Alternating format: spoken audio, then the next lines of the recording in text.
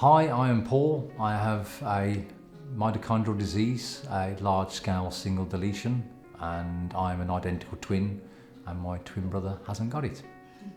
I got diagnosed when I was 31 with Professor Doug Turnbull and the team up in Newcastle upon Tyne. They're a great bunch of people. It's a spontaneous mutation in the womb.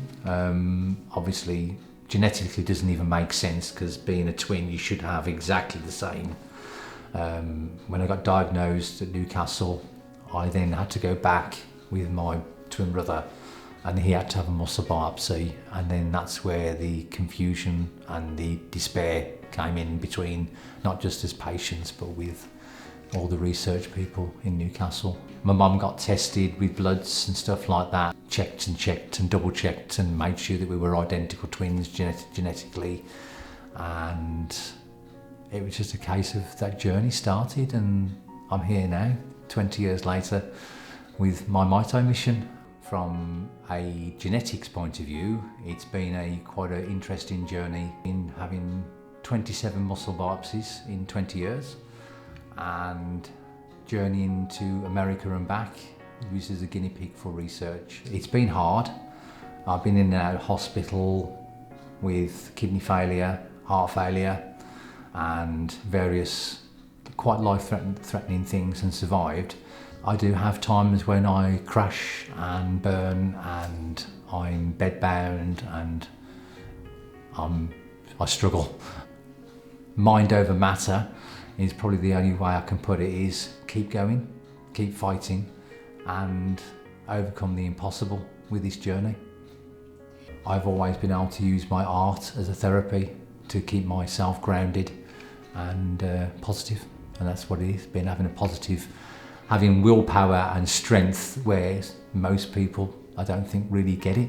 My famous Star Wars painting that I did way back, and that journey, being a Star Wars fan, has allowed me to go to conventions and do exhibitions, bringing awareness to mitochondrial disease and bringing stars, bringing that awareness to them. And it's given me an opportunity to have a journey that I wasn't even on that path before I was diagnosed. And mitochondrial disease is there and affects me in so many ways. But the positive side is I'm still here and I'm still bringing awareness and still loving life.